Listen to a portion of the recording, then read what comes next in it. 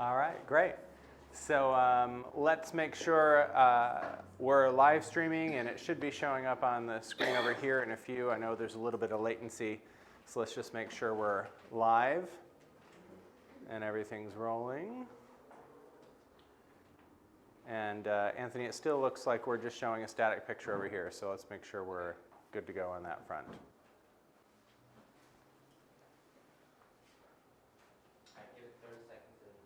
All right, great. So while we're waiting to check on that, hi, welcome. Good to see you. Thank you for coming. Good to see you.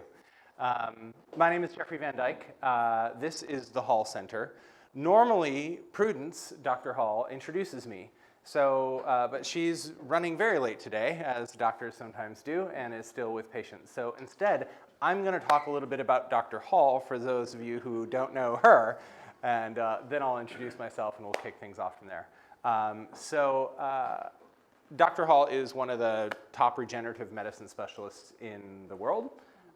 She is a bioidentical hormone replacement therapy specialist of 30 years, working with over 30,000 patients, has a very robust business here.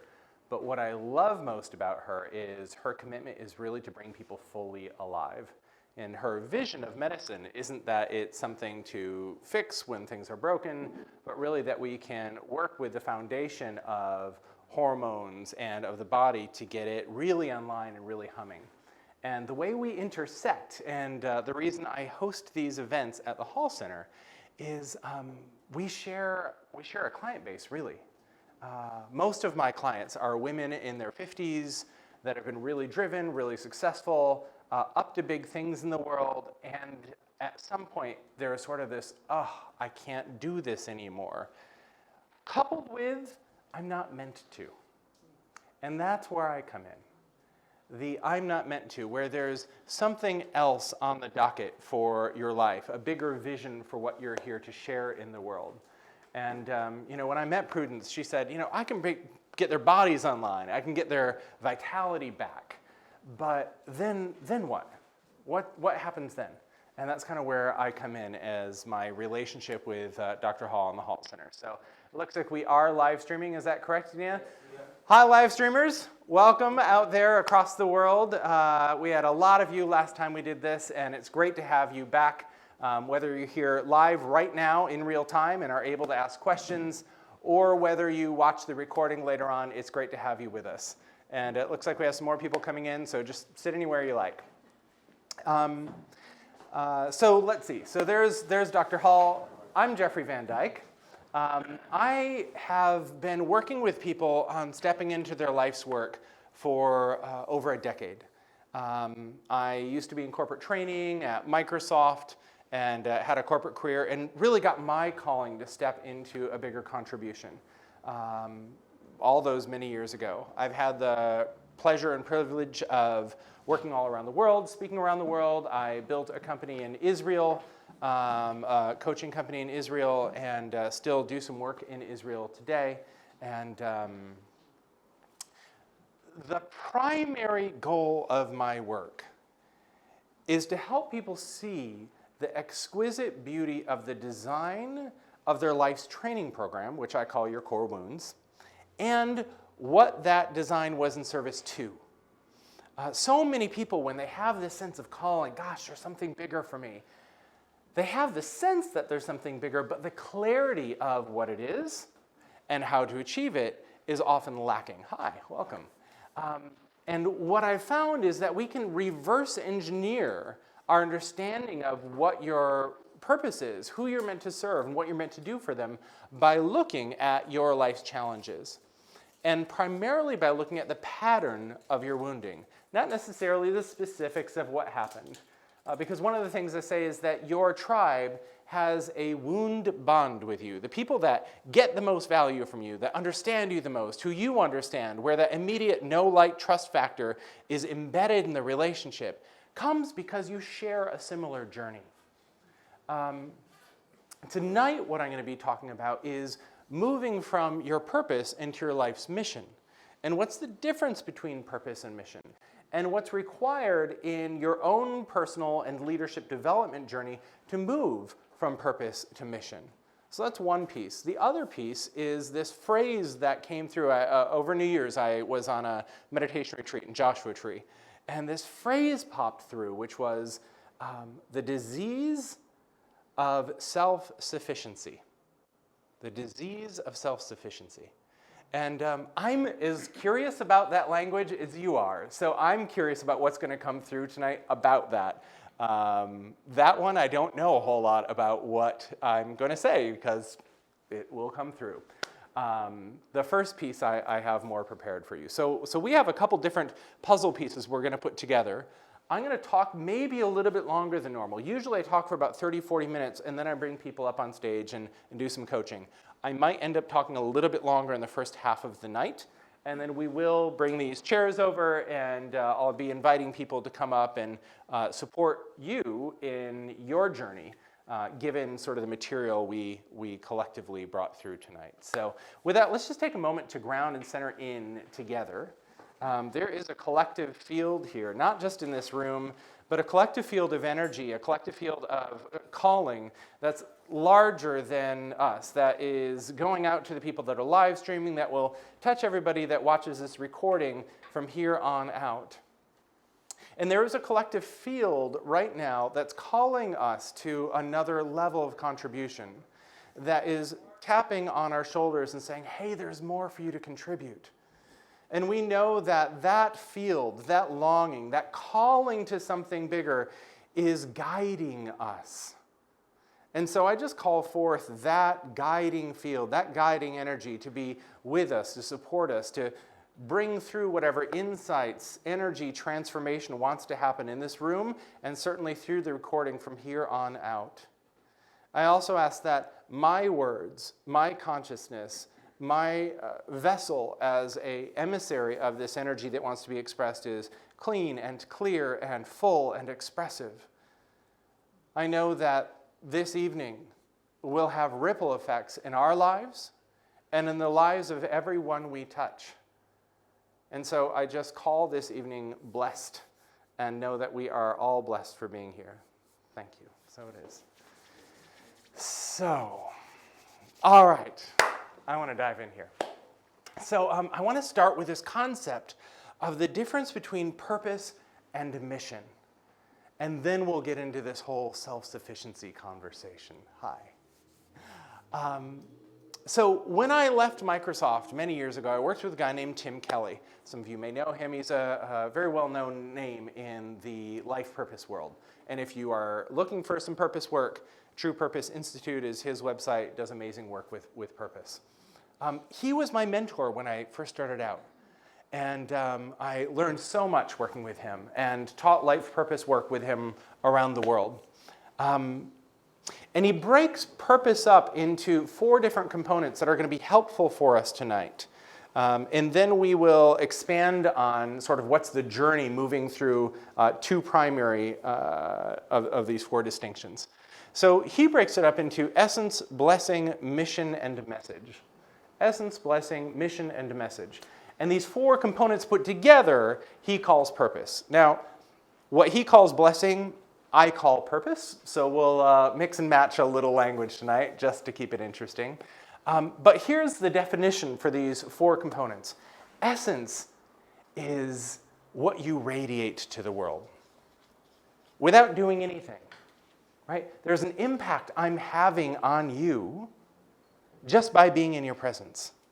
And there's an impact you're having on me by being in my presence, right? When you walk into a room, sometimes there's somebody that comes in with really big, bright energy, and you're like, oh, who just walked in here? You can almost sense their energy. Or there's somebody that maybe is really dour or really angry, and they walk into a room and you're like, oh, what's going on over there, right? So we sense each other's essence. We sense our energy. Now there's another distinction here, which is in the world of transformation, and I say all leadership on some level is about transformation.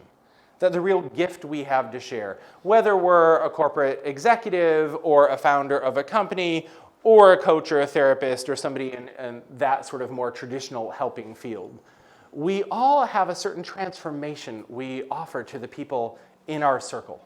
That something's available around us that's not available when we're not around. And if I take essence another level, Tim used to talk about essence is like a light on the top of your head. And if mine's blue, everywhere I look, everywhere I go, there's this blue hue kind of cast upon you. I take it another level and say that in your presence, something's available that's not available when people aren't in your presence. As I mentioned, my work is based around core wounds. And for years, people would say to me, Jeffrey, I did a piece, like we do an hour-long first initial session. They'd say, I touched something that I didn't touch in 3 years of therapy. Like, what happened? What was that? And on one level, I know it's how I hold my perspective on wounding and the beauty of it. There's nothing, I'm not out to fix anything. I'm out to express the beauty of what's in there.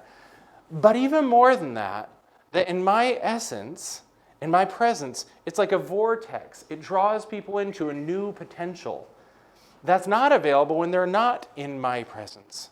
And so each one of you has something that your doorway into, that your presence, your beingness is a gateway into.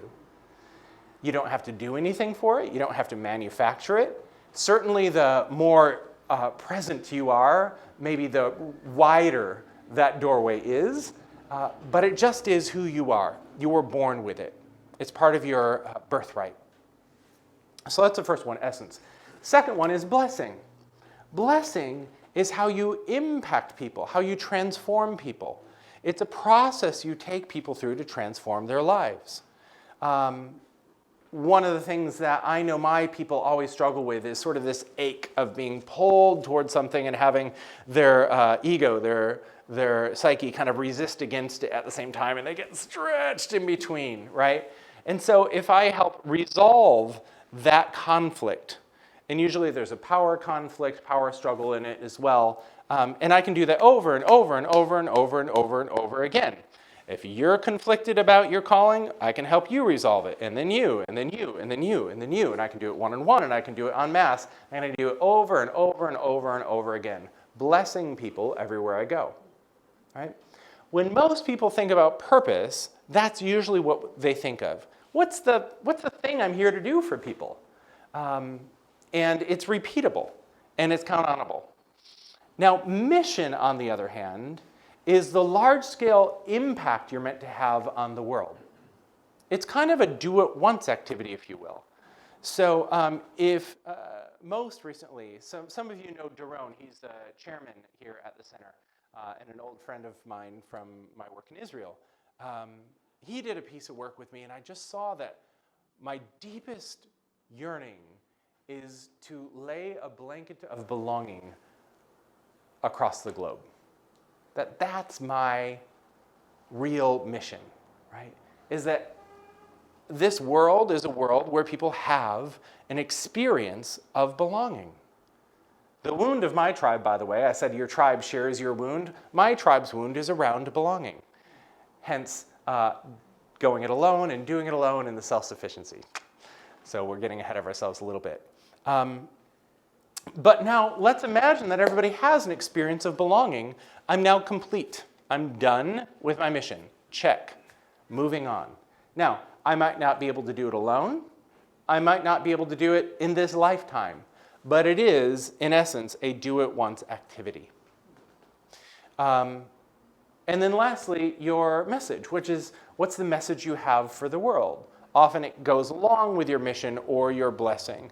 And it's what you speak out to call forth your people. One of the things to say about calling is that you can't have a calling without a group of people in the world sending out the call. That calling is a receptive act. To answer your calling is a responsive act. And if you're a business owner, we often call that marketing, right? That's really what marketing is. At its highest level, it's a response to a call, saying, hey, I got it, I'm answering, I'm here, I'm available for you. And it completes this circle of call and response. That's really, I think, the highest form of business, is to do a business out of your calling and then to market it and speak to the world and say, hey, I got it, I'm here, I've answered, right? And in fact, this event is part of that for me. I got a call last year. You're supposed to be doing a monthly event. You need to be speaking about this world of relationship between wounds and calling. And it needs to be laid out over time. And it can't just be a local event. It needs to be a local hub with a global reach, hence the live streaming. And I started it without the live streaming for a little while. And after a bit, my guidance kind of gave me the smackdown and said, nope, it was never supposed to be a local event. It was always supposed to be global. If you don't start live streaming, you're not going to see anybody show up anymore. And so I got on it, and Anthony's here to help us with that. Thank you.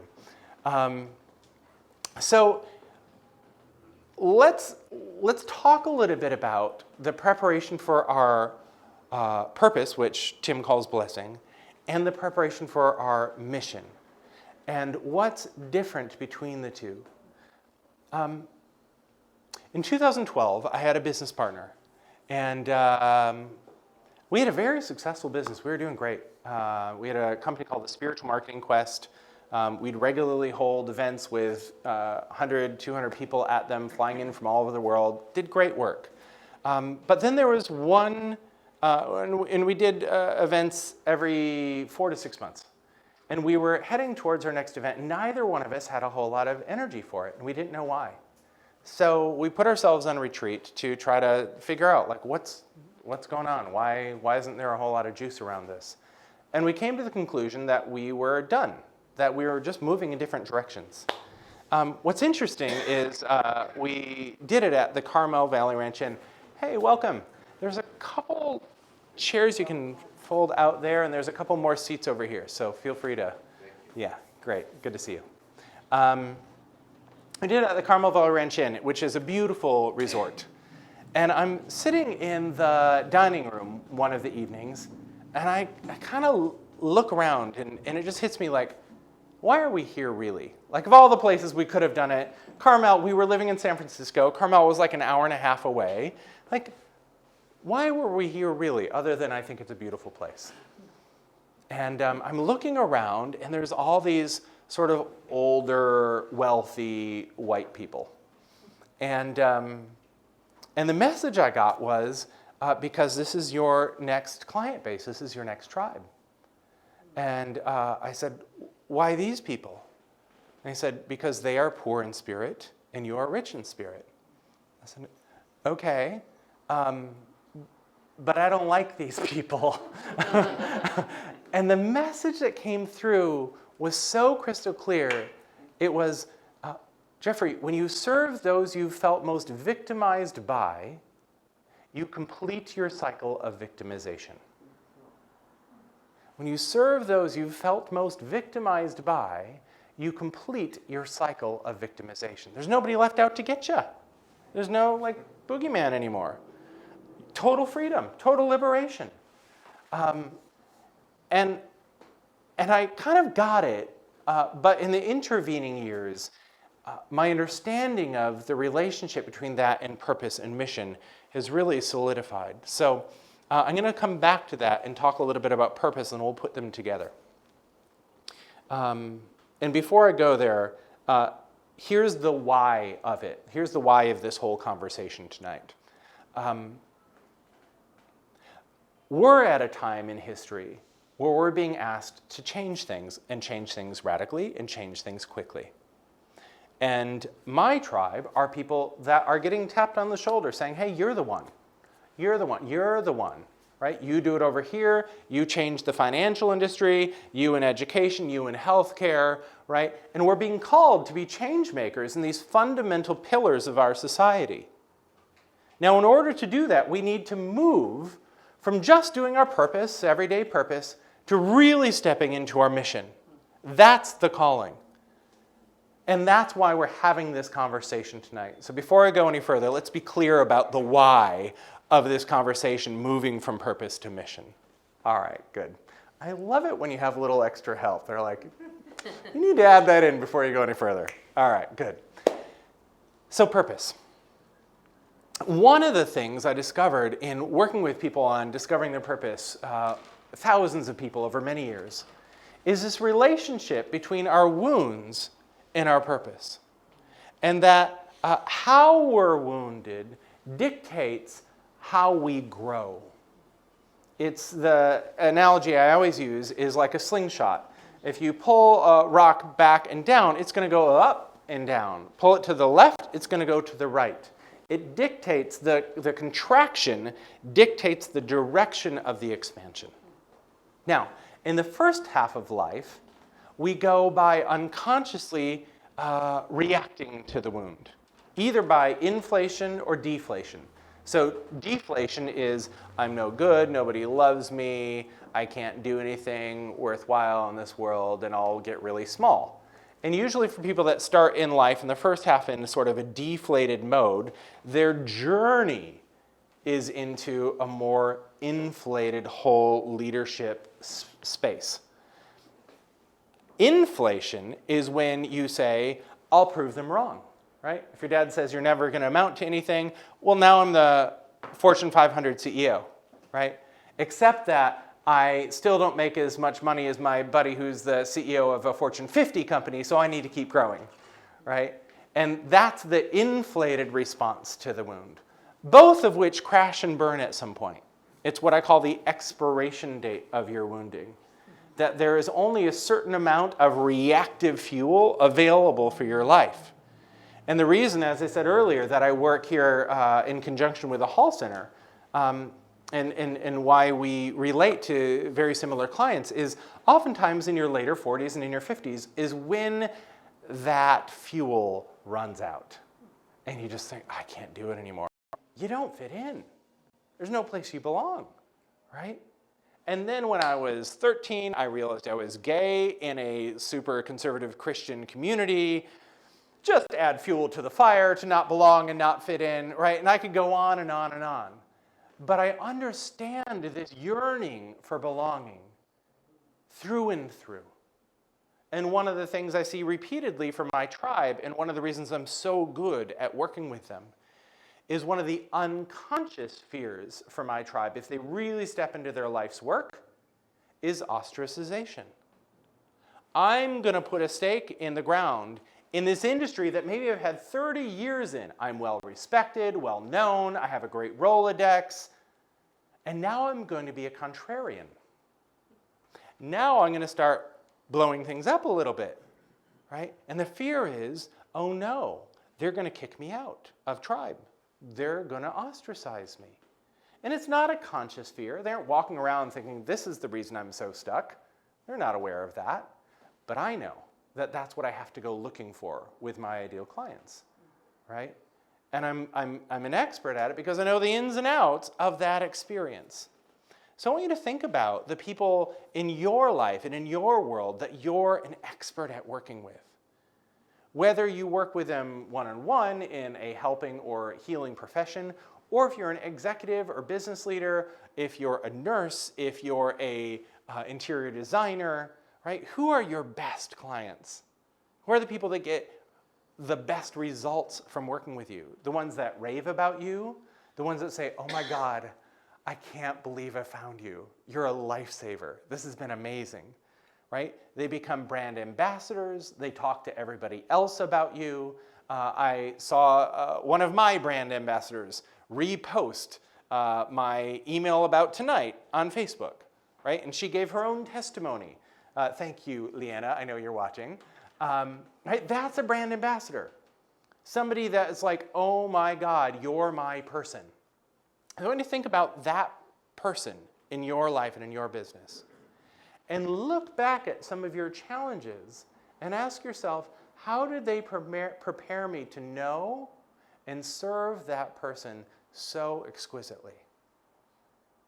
Right? And it might not pop through right away. When I take people through a longer process, one of the things I do is I interview people about 3 to 4 childhood woundings and 2 to 3 adulthood. And I only do the adulthood ones because I want to be sure that the pattern shows back up, because patterns repeat. And it tells me we got the pattern right. But I ask them, how did you feel? What did you crave? How did you compensate for the wounding? And what beliefs did you develop? Those 4 questions.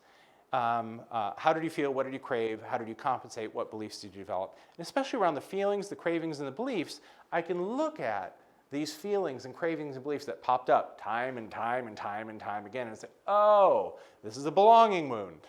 Oh, this is an abandonment wound. Oh, this is that wound. And then I can look and say, who is your customer base? Who are the people that get the best value from you? And how might this pattern be showing up in their lives in a way that builds a relationship between you and them, right? So if belonging were your wound and you were an interior designer, maybe your best customers don't say, oh my God, it's so beautiful and it's so streamlined and minimalist. They probably wouldn't say that. What they would say is, I feel like home here, right? You made me feel like I'm finally home in my home, and I never felt at home in my home before. Those are your ideal customers. And then in marketing, you know that that's the craving you're pulling on, right? You're saying, oh, I know that your deepest desire is to finally feel at home in your home. And that's how the wounds relate to the marketing. Make sense? Great. All right. So there's the basic blessing and how the wounds relate to your service and how that service can then be extrapolated to a certain market and how we understand that market's craving and that we can actually package and position you based on that. And that's the basic core of what I do a lot in the sort of business development and marketing side of my work. But then there is the leadership development side of this journey,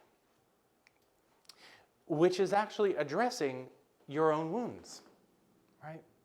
One of the things I'm a stand for is for messengers to become the walking billboard for the promise they have to offer to the world.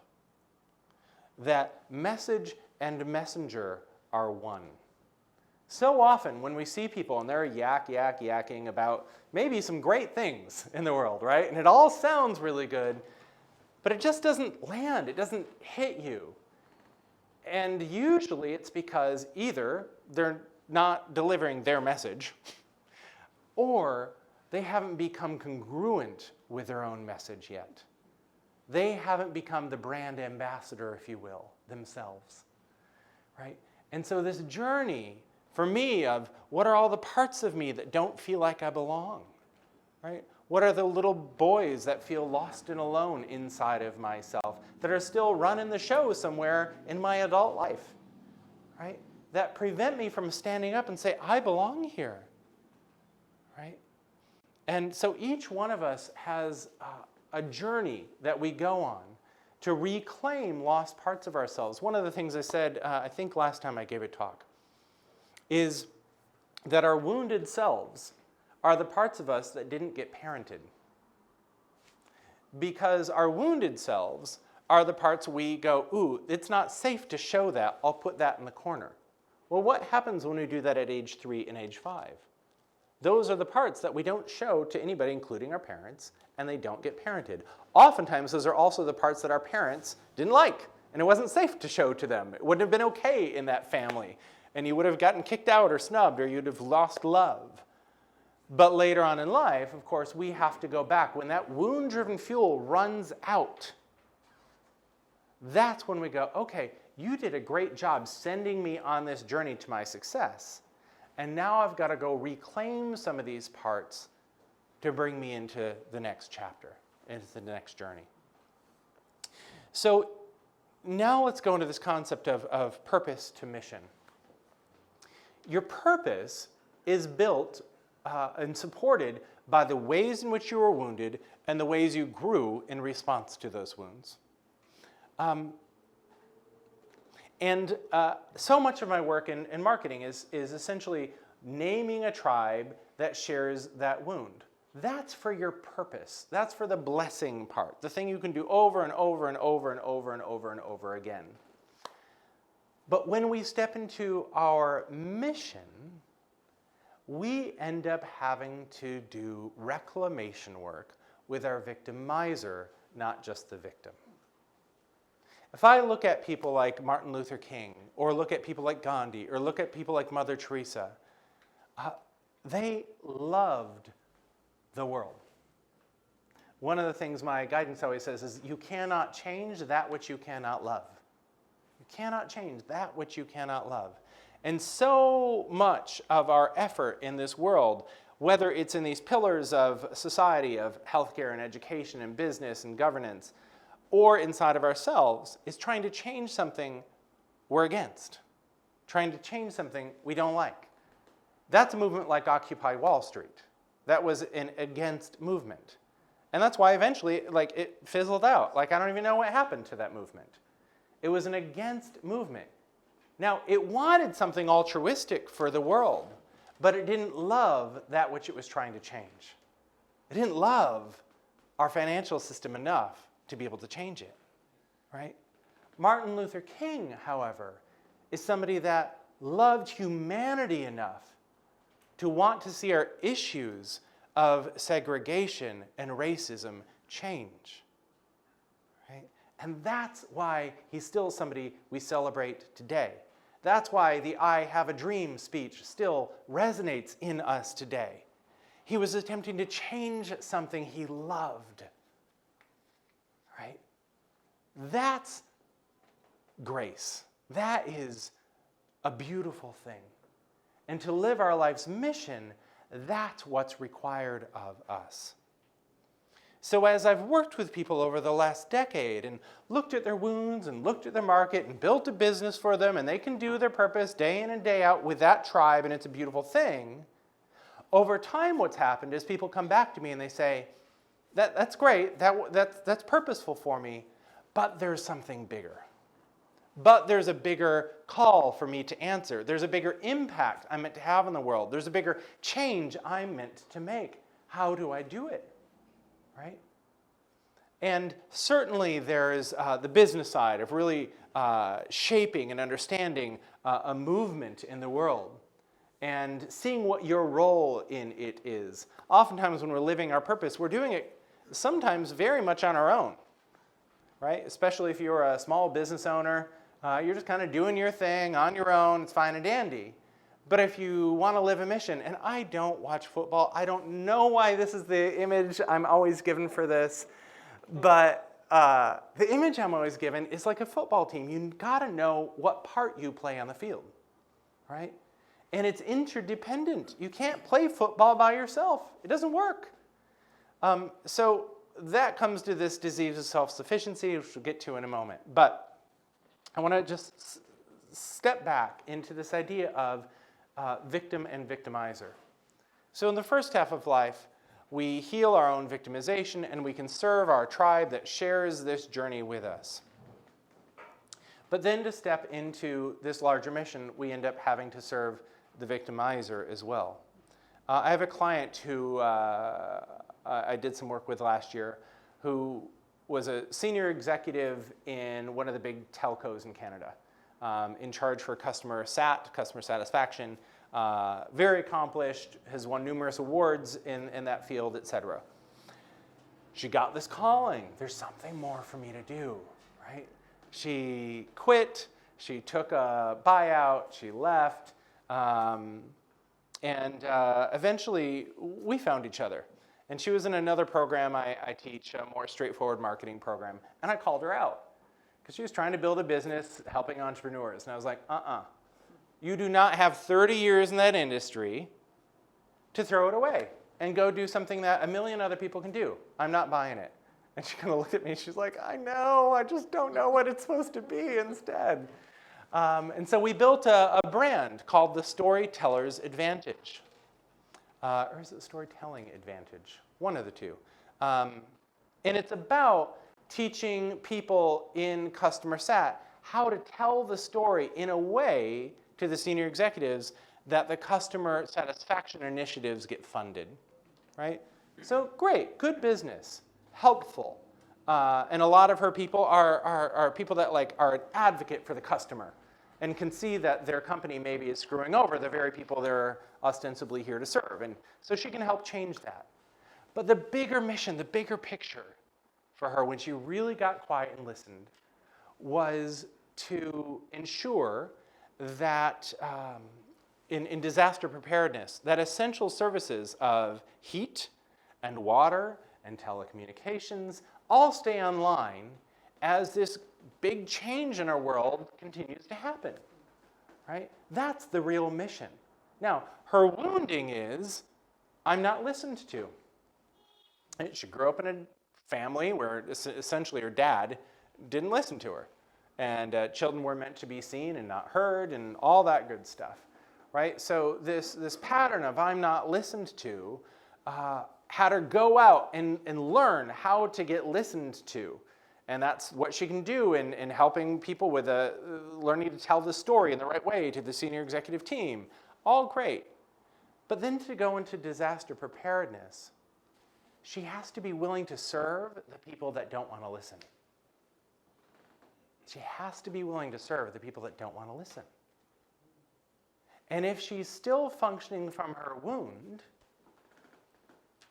she's going to call those people bad. I don't like you. You're just like my dad. Right? Might not happen consciously. Might not be what's happening in her everyday thoughts. But underneath the surface, she's trying to change people she's against. Rather than changing people, she's an advocate for. And to step into our life's mission, we have to be able to serve the victim and the victimizer. All right, there's another piece I need to layer in here, and then we'll talk about self-sufficiency, and then we'll do some coaching. I'm a musician. That's my initial training, that and education. And so I think a lot about the world in terms of frequency. And there's this, I sang in a world-renowned choir in college.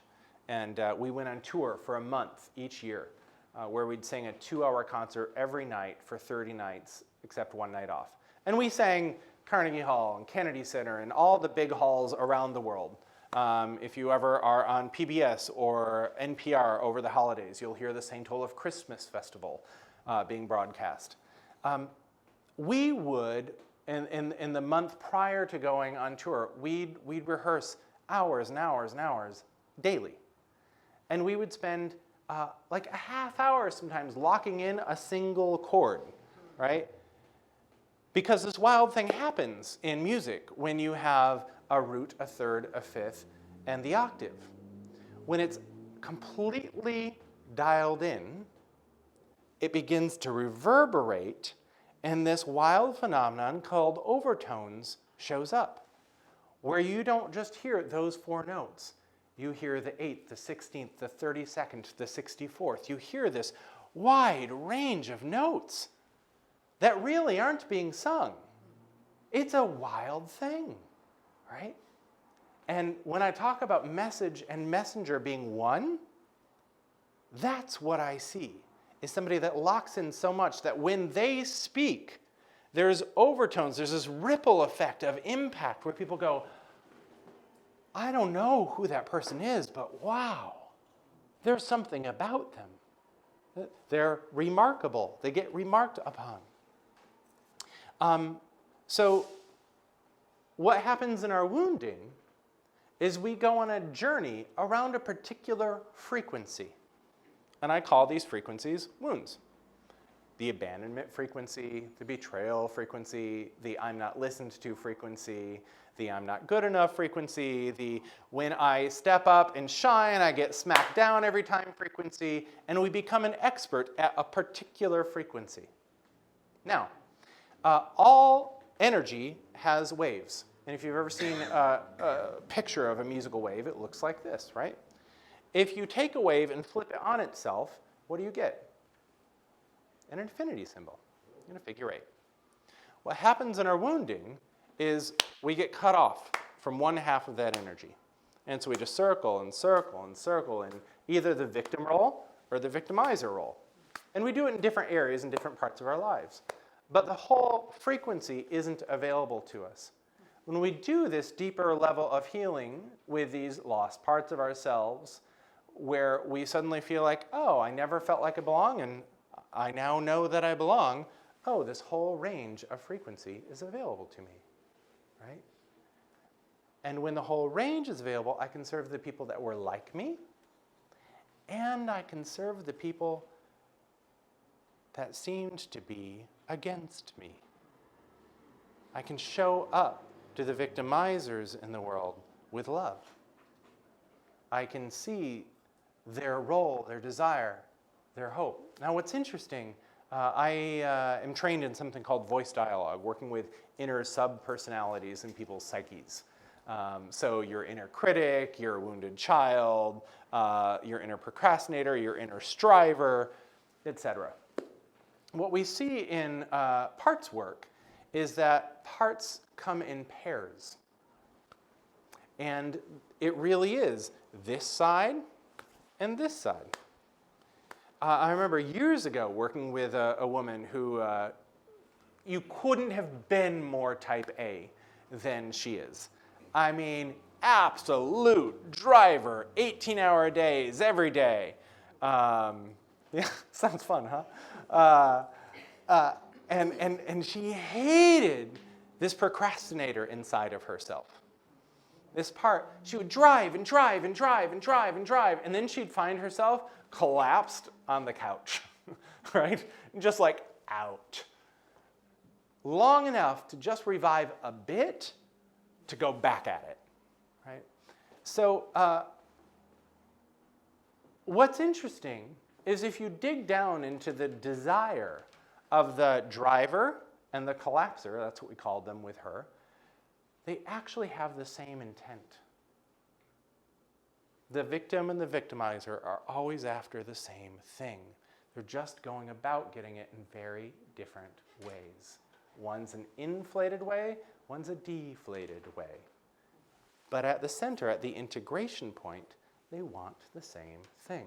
So when we get up here tonight, what I'm already seeing is we'll do a little bit of that work, and we'll see what that actually looks like in real time with one or maybe two people here. And it's a wild thing, because when the parts themselves inside of your psyche start to see, oh, we're after the same thing, suddenly things can start to shift.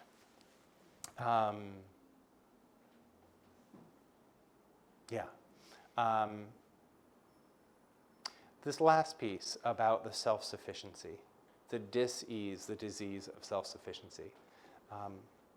One of the things Prudence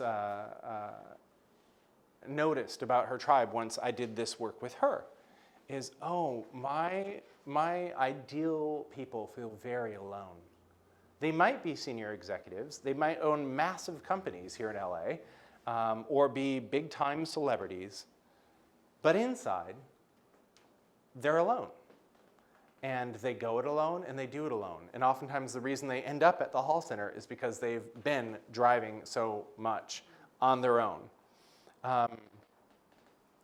And the question that comes to me is, like, where does the disease of self-sufficiency come from? Because there's a beautiful part of it, right? I am one of these people. I'm gifted in a lot of things. There's a lot of things I can do. Right? Like, even the audio tonight, like, I used to be a recording engineer at an NPR station, right? There's a lot I can do. And there's a blessing to it, which is you have the ability, and there's a curse to it, which is you have the ability, right? And so oftentimes you get in this trap of not being supported in the fullest way possible. And I think there's different reasons we keep support away from us. There's tangible reasons that usually people will reference on the surface, like, oh, I don't have enough money to hire another staff person. Or, oh, it's going to take too much work to train that person up and get them really on board. Or, you know, the last person I hired, the moment they got good, they left for another job. Right? So we have the excuses, the reasons on the surface. But that's never really what's cooking, right? Because we can also look at people who've hired people and they stayed. People who've hired people and they've been amazing, right? So we can look at the flip side of any one of those stories about the why not in the getting support. So then we have to ask, well, what's the real reason? What's the real reason we don't get the support we need? And I think there's some inflated and deflated reasons for it. Some of the deflated ones are maybe more obvious. I spoke with a client just the other day who was like, I'm scared. She really needs to hire a PA, a personal assistant, to like run errands and do all these very personal things. And she's like, I don't want to be that exposed. I don't want anybody to know that much about my life. I'm scared about what they're going to see, right? So that's more of a deflated reason. And you might all have deflated reasons for where you refuse support or don't even ask for it or keep yourself insulated and isolated without getting the support you need. But I think the bigger reason is around what happens if we actually do have the support, who we have to become if we have the level of support we actually need. I know for myself, every time I step up, the world greets me, right? Every single time. And so I know when I step up, it's a bigger game every time I do it. And it's never not been that for me. And so I think the real reason people often don't get the support they need is, oh crap, who do I need to become if I'm playing at that next level? And can I handle it? All right, good. Glad. I was like, where is this going to go tonight around this self-sufficiency? It just dropped in. All right, good. So one of the things that I see with people that are called to big work, that are called to change the world, is, and have some resistance around it. Because there's some people, let's be honest, they get the big call and they just go do it, right? Don't seem to be hindered in any which way. But I don't think they're the norm. I think most people have a sense of something bigger and are in some form of resistance to it. How is it going to change my life? Will I have to move? I have a client right now who's like, I don't fit in where I live anymore. I think I have to move. I had to move to LA 2 years ago for my next chapter of contribution after 13 years in San Francisco, right? So it's like these things might be true. It's not that they aren't true. They very well may be true. But underneath it, to me, is about our fear of power. So many people, when I dig down into what's really going on and why they keep themselves in that self-sufficiency and why they keep themselves smaller and why they don't have the support and why they're scared to go to the next level of their calling, is somewhere in their psyche they have made up, I need power to do good, but power is bad. Right? There's a stalemate right there if I've ever heard one. I need power to do good, but power is bad. So one of the things I do with them is we look at the stories they have around power, about times they've abused their power, about the times they've witnessed the abuse of power, times that people have abused their power on and over them. And the stories that get created about power as a result, which is a wound-based story about power. And the fear is, if I inhabit that version of power, I'm going to do something I don't want to do. I'm going to do something I regret. And the truth is, they're probably right. So often in personal development world, people are like, just do it, you can do it, step to the next level, it's just your fear. And I often say, not so fast. Usually our fear has at least a shred of truth in it, has something of value to share in it. There might be a bunch of stories and old beliefs and so forth, but oftentimes when people say, I'm not ready for that next chapter, oftentimes they're right. That the way they function in the world doesn't work. There was somebody at the last event where she was at the edge of how much she could do in her business without exploding and falling apart if she grew it anymore. And she was like, why am I not growing my business? And when we dug in, it's like, yeah, if you do it the way you're doing it now, you'll bury yourself with your business. No wonder you're sabotaging the next level of success in your business. Right? So it was wise to sabotage it in the configuration that she was in her business, in her psyche, when we talked then. But this piece around our wounded relationship to power, when I started to see it and started to work with people about their relationship to power and their ability to step in and wield power, I kept getting this message, Jeffrey, you're here to make power holy. You're here to make power holy. I'm like, okay, holy power. And after a bit, I was like, what the heck is that? Right? Like, what is holy power? And when I worked with Tim, one of the things he taught me was never teach something that you can't define. So then I asked, what is holy power? And the answer I got was, holy power is the complete expression of divine truth in real time without hesitation, manipulation, or control. The complete expression of divine truth in real time without hesitation, no, can't let it out the gate. Manipulation, I got to change the way it looks. I got to reword it. I got to repackage it. Or control. I just got to shove it down and not do anything with it, right? And that those are the ways we deal with power when we're scared of that power. When we're scared that there are some unintegrated parts of ourselves that will wreak havoc if we really step into our power.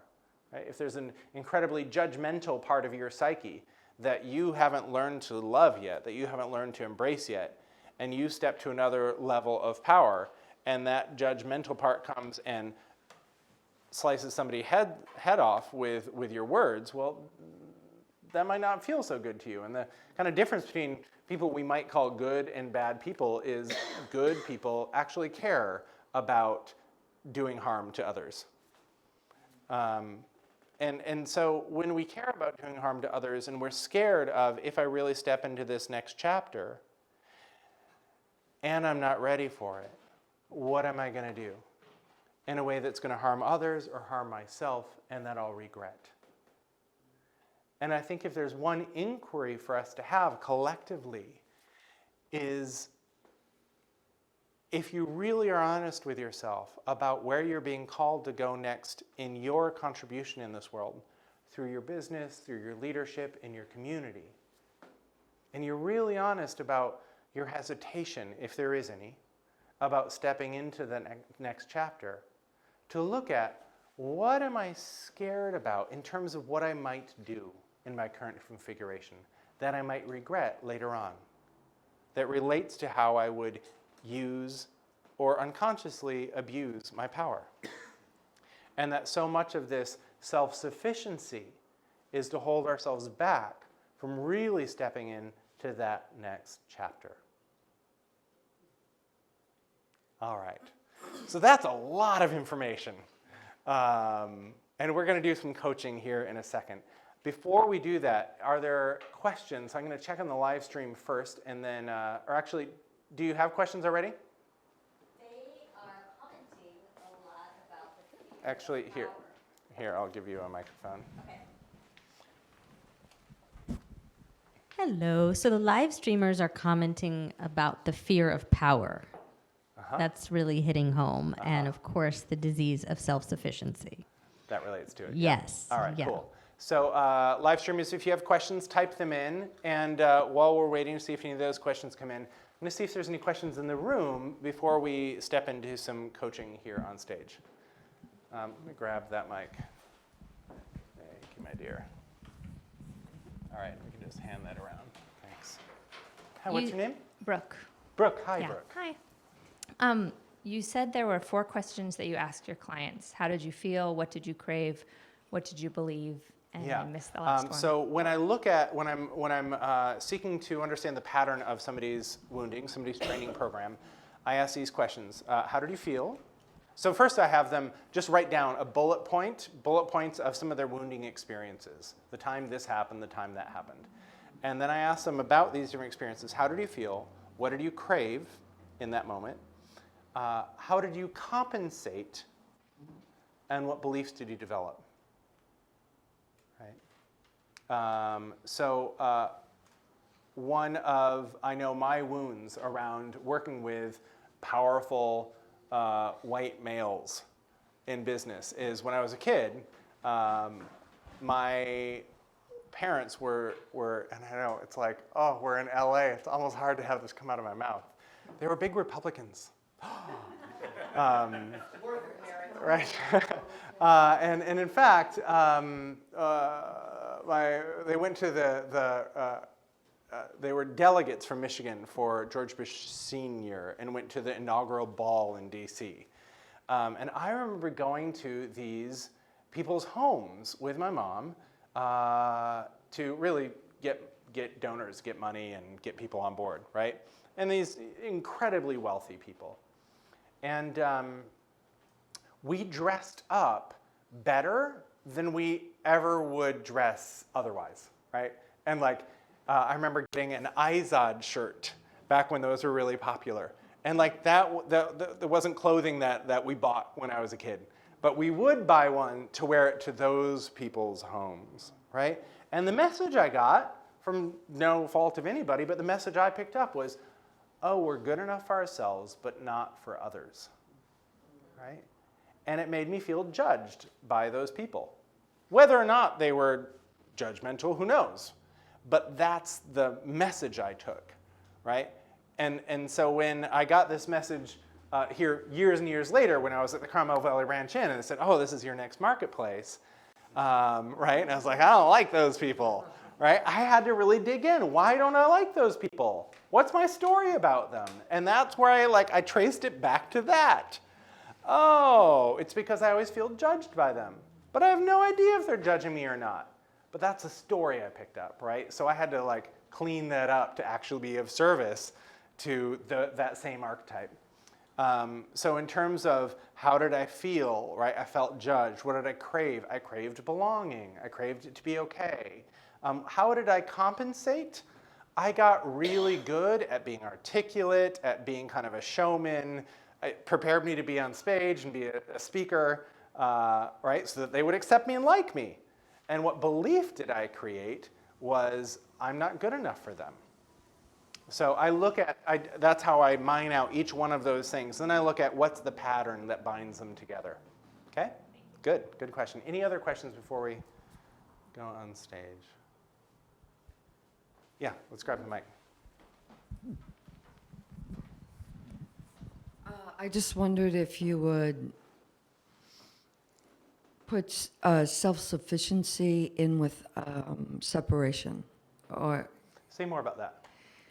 well, that we, as people, or as a part of being human, is that we feel really separate. Yeah. That there's a struggle of separation Yeah. from our, in particular, to our own divinity. Yeah. And so Thank you. So Yes. I think that actually fuels self-sufficiency often. So That's great. Thank you.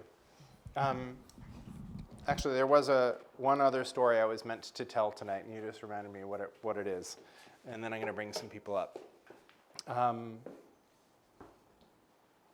One of the things I see that is just part of that disease of self-sufficiency is this idea that we alone have to do it.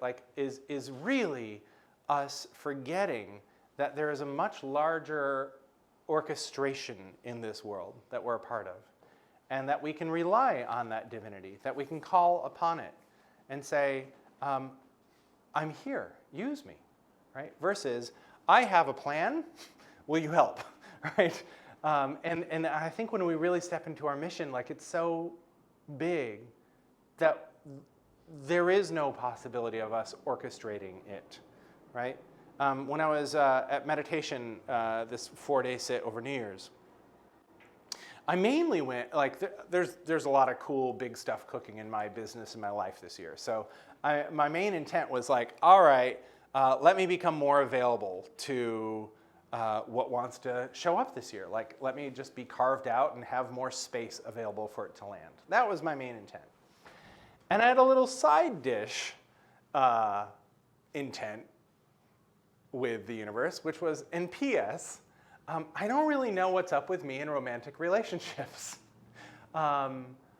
Like earlier in my life, there was times when I would like craved being in relationships and was in them at times. But lately, I don't have any sense of like, I need somebody to complete me or anything like that. But I also don't have a whole lot of like drive towards a relationship right now. And I was kind of like, oh, what's up with that? And should I go and do some inner work and blah, blah, like the whole story, right? So the second day of meditation, I'm sitting there. And the message I get, clear as day, is, Jeffrey, if you really want to become available to something, stop holding it. If you really want to become available to something, give it to the universe. Give it to this orchestration that is always for you, that is seeing a broader spectrum of your life in this world than you ever will.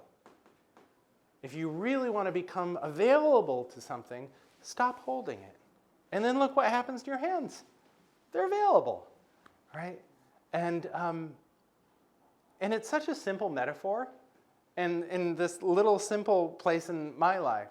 But then I started to look at my business and the different areas of my life I was still manufacturing or holding or controlling or saying, I need to orchestrate this. And how that happens in the lives of everybody I work with, and all of us. And then when it comes to stepping from our purpose, which we can kind of maybe orchestrate a bit on our own and cobble together our business and do our thing and get it working, right? We can kind of do that on our own in that self-sufficient place in our purpose. But when we step into our mission,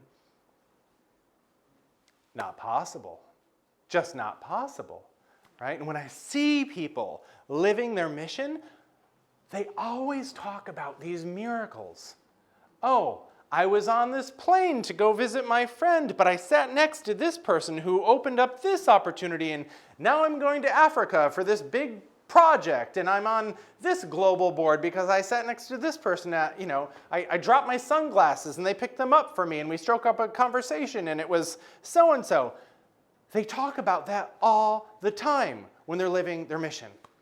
It's always this sequence and series of serendipity happening over and over and over and over and over again. Why? Because they are holding it. They're like, use me. I'm available. I don't need to orchestrate this. Now, does it mean that they sit back and just om all day to get it done? No, of course not. But the orchestration of it, they're saying, here, you take it. I'll be available. Yeah, good. All right, good. So, that was for you.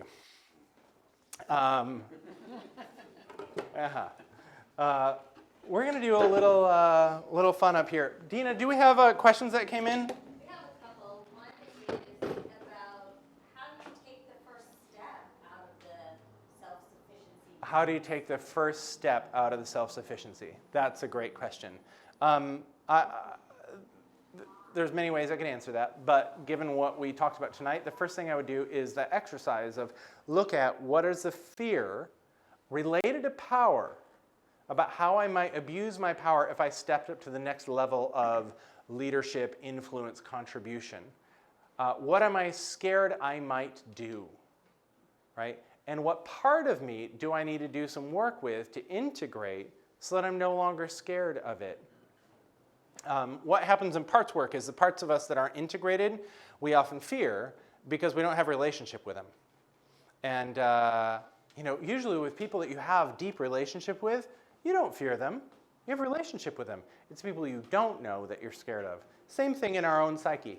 When there's parts of ourselves, parts of our psyche that are unintegrated, that we don't know, shadow material, those are the parts we're scared that are like going to sneak out in the night and wreak havoc when we go and do our big thing, and then we're going to be stuck with this guilt or shame about what happened, and don't want that. So that's the first place I'd look around the self-sufficiency. And that's more the inflated fear versus the deflated fear. You can look there too, but really the inflation fear, especially related to a bigger mission, is where I'd look. Is there a second question? Yes. The other interesting question here was about serving people who are quote unquote against us in that How do we serve people that are quote and unquote against us? Yeah, victimizer. Great. So how do we serve the victimizer? Yes. That's a great question. And again, because MLK Day was just here, I'll go back to that prime example of serving people that are quote unquote against us, because I think he epitomizes somebody that was able to love humanity enough to want to see it change. He wasn't fighting against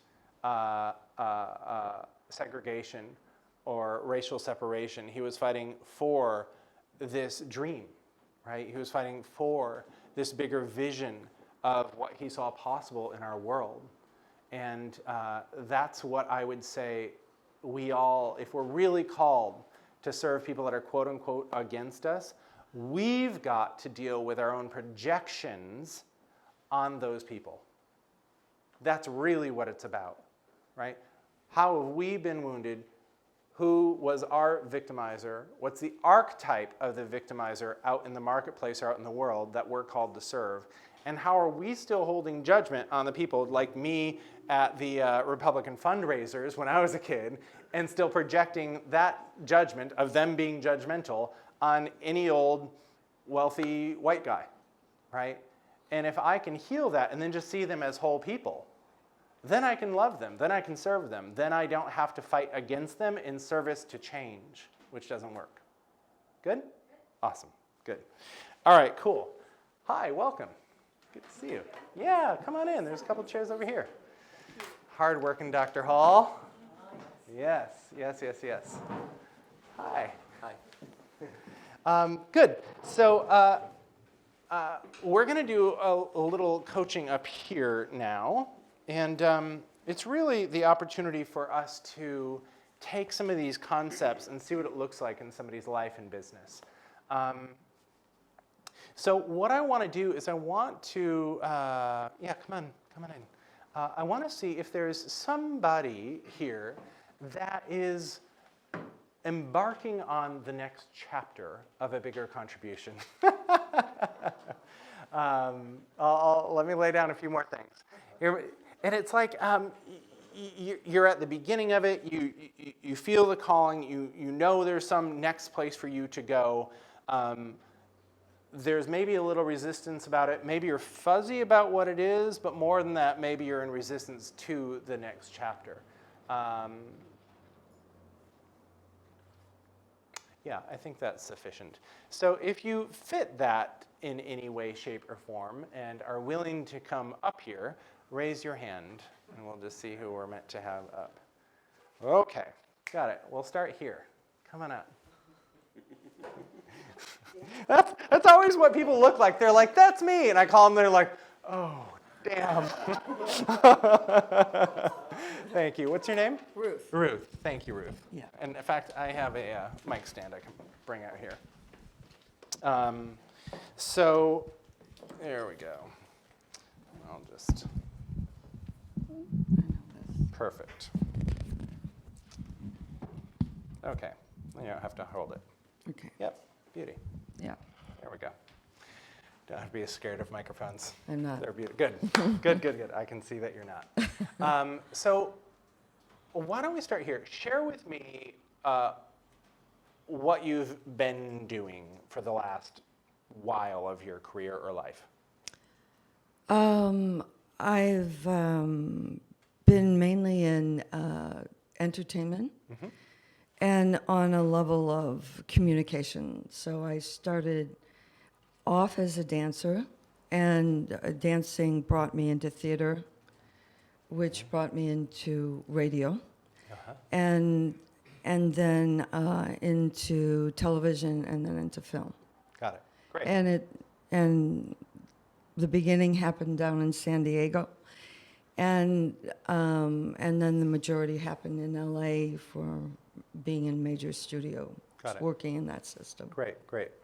So, where I learned to love power. yeah, good. That's a joke. I know. I see it. So now what feels like it's on your doorstep? What feels like it's calling you? Resistance. And About what? I think I have a story about my career that I didn't get to really do what I really wanted to set out to do and maybe make I was part of a movie making machine, but I didn't do it on my own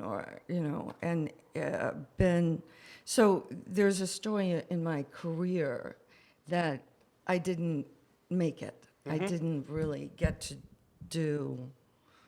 It was somehow unfulfilled, even though if I look back at it and I say, well, people talk about women being in a glass ceiling. I think I was in a glass coffin. That's how it felt. How so? In the fact that it was so hard to get beyond, being a very powerful person's assistant or project manager. That had to be fought for so hard. And then, a strike would come in, the studio would close down, so. The whole thing. Right. Yeah. The business would happen. So is there a vision or a dream or a calling that is knocking on your doorstep now? No. Well, if I looked at what I've been doing since I'm not really involved in the industry, I've been really doing a lot of personal work. So let's go back here for a minute. So I asked you what's calling, and the first thing you said was resistance. Right. So resistance to what?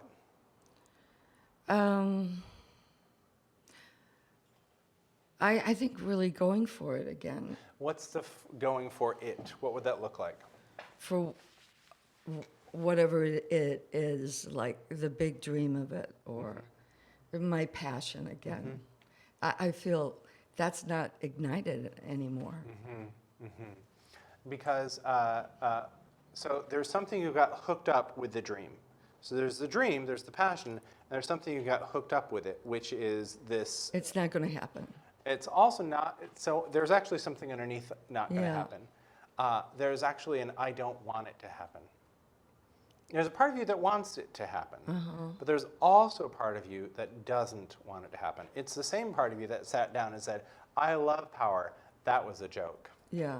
right? It's the part of you that's like, I don't know if I want to be back in that machine.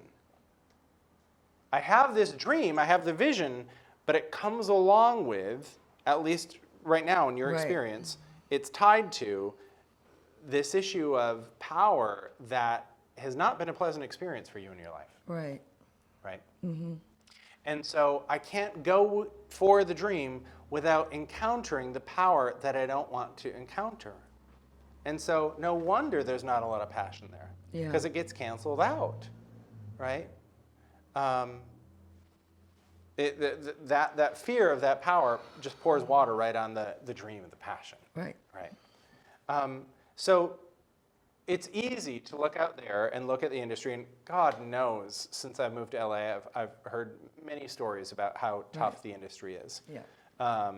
So I'm not pretending that it doesn't exist. Right. And by it's any a stretch fun of the- industry too. Yeah. What I'm interested in is if there's a place where you might be scared of expressing your power. Oh, I think there's a big. So what's that? I think somewhere it's not okay. Yeah. And it's not okay because? Because it holds too much emotion, too much passion, too much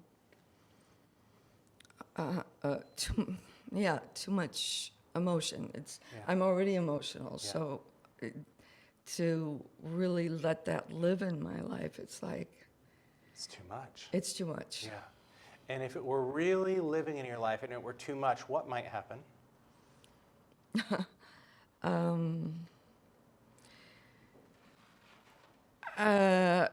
I think I scare people. Yeah.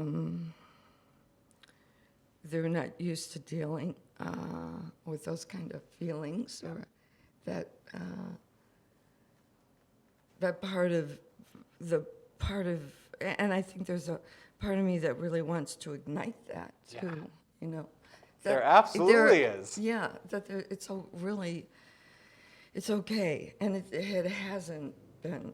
So let's stay with this. So the fear is, if I ignite it, if I really express it, there's people for whom it wouldn't be okay, Right. and they wouldn't know how to handle it. Yeah. And if it weren't okay and they didn't know how to handle it, what's the worst thing that could happen?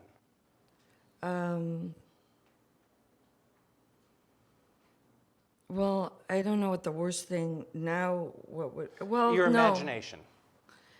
That they would, wouldn't want to be with me, or wouldn't want to play. Yeah, yeah.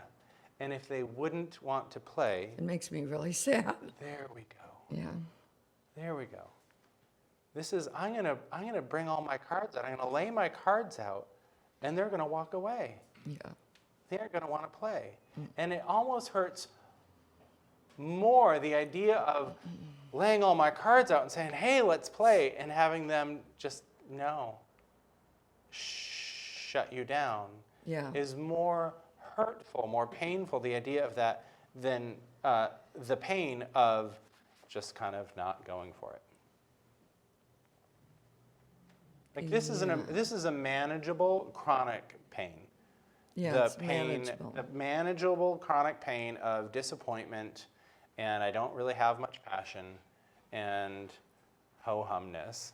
Yeah. It's manageable, it's chronic, and at some point, the fire in you will have no more of it. It'll either kill you or you'll rise up from it, Yeah. right? Underneath all this is really your fear of loss of control. That there's almost a fear you have about how expansive this creative force inside of you is. And the fear is, if I really let this creative force like out into the world, I don't even know if I can control it. All right. Yeah, that's what this is. And if you can't control it, then what might happen?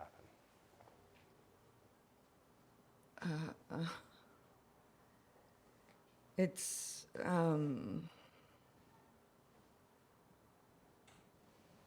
I think I'd be alone. Yeah.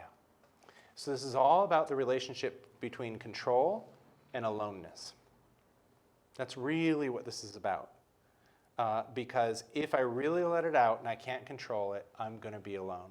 They're going to go away. I'm going to ask them to play. They're going to say, no, sorry, not interested. You scare me, right? And until that shifts in you, you won't find the passion. You won't find that ignite in you. Because every time you think about it, you just pour a little water on it. So it's just steamy. Yeah.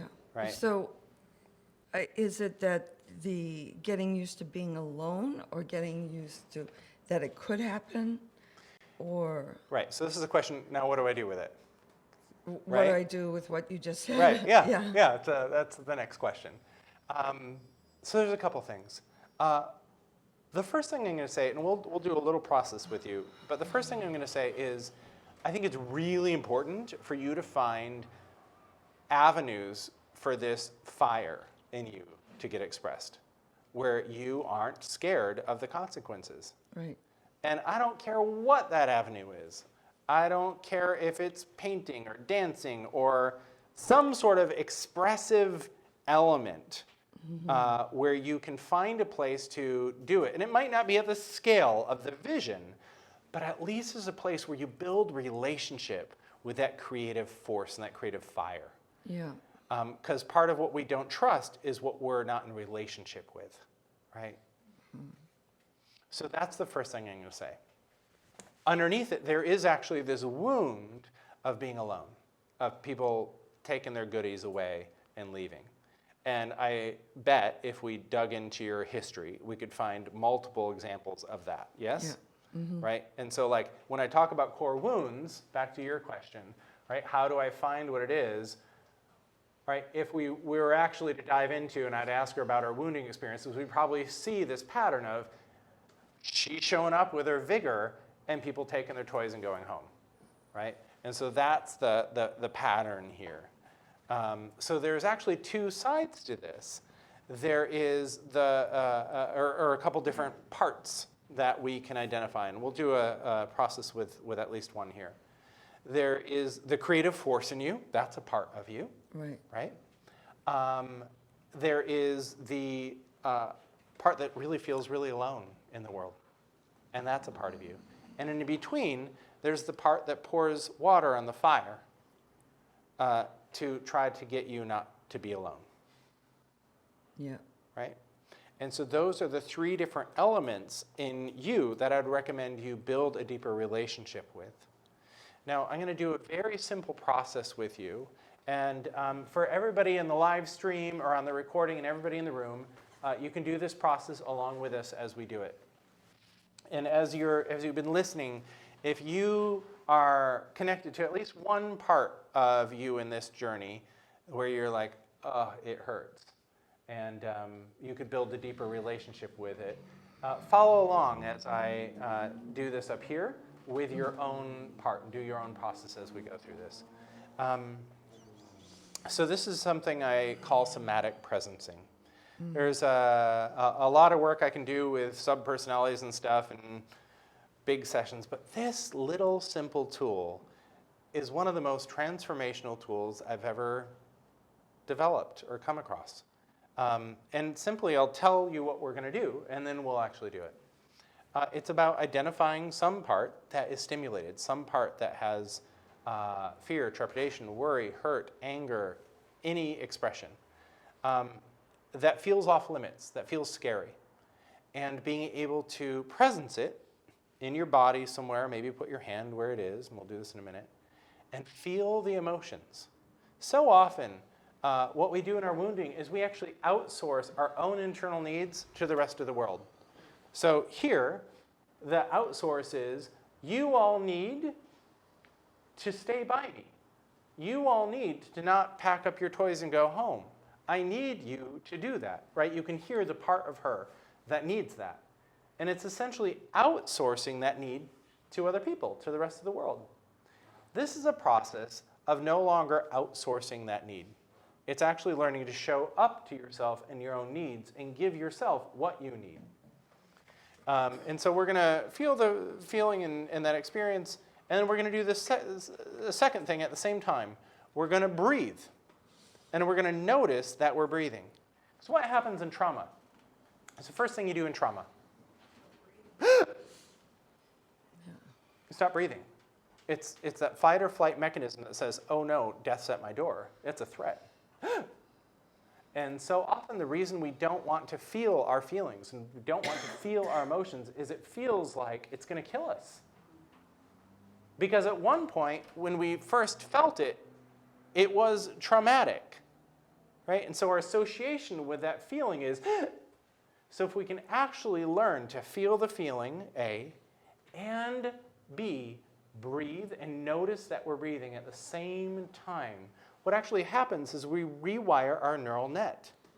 We diffuse the trauma associated with the emotion. So it's a very simple process. So for you, I'm going to invite you to close your eyes.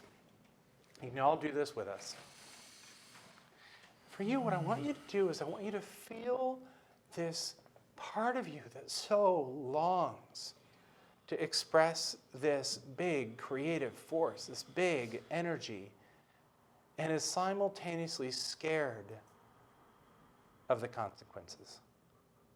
They might not like it. I might go out of control. It might be too big. They might not be able to handle it, and they might go away. I want you to feel where that fear of it being too big lives in your body. And once you have it, just place your hand there. And as you place your hand there, I want you to allow the emotions to amplify. Actually really feel the fear, really feel the worry, really feel the sadness or hurt, really feel whatever emotion is there. Call it up. and feel the part of you that holds it. And as you feel it, I want you just to say, in essence, to this part of you, I'm here, I've got you, I know this is tough, but I'm here, I've got you. And as you say that, I want to invite you to continue to feel the feelings and notice that you're breathing. Just feel the feelings and notice that you're still breathing. Breathing in and breathing out. And just stay with the part of you that holds this as you breathe and show up to this part of you. Saying in essence, I'm here, I'm here. I've got you. I've got you. Yeah.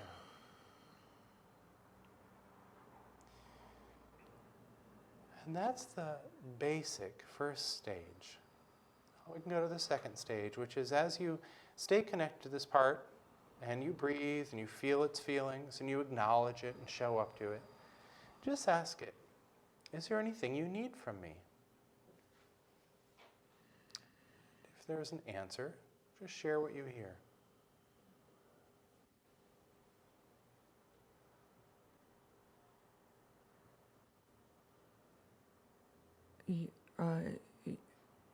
To voice. To To voice. voice what I'm feeling. Yeah, it needs you to voice what you're feeling.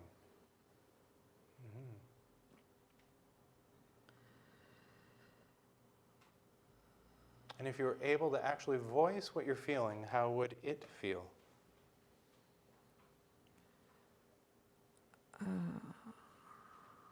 Freedom is freedom.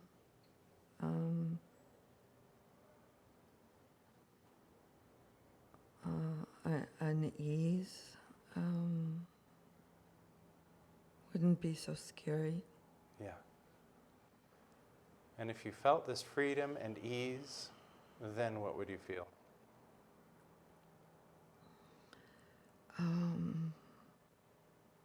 Inquisitive, curious. And when you feel inquisitive and curious, then how do you feel? It feels more open and expansive and playful. And when you feel that sense of expansive energy and that playfulness, then how do you feel? Judgment seems to kind of slip away. And when that judgment slips away, then how do you feel?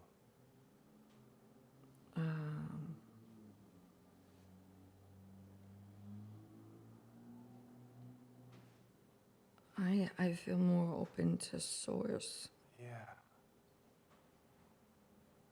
And when you feel open to source and connected to source, then how do you feel? I'm more willing to really surrender. Yeah. And when you're fully surrendered, how does that feel? Wow, I can't wait. I've only had glimpses of that. Yeah. And what does that feel like? When I glimpsed it, Yeah. when I had it, it blew me away. Yeah. It was so powerful to feel that,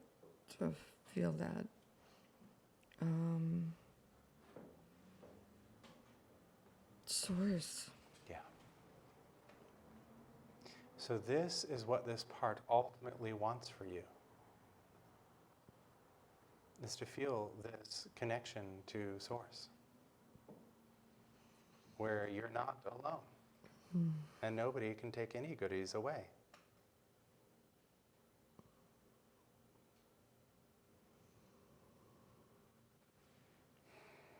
I want you to just thank this part of yourself. Thank you. Take a deep, full breath in. And slowly allow your eyes to drift open.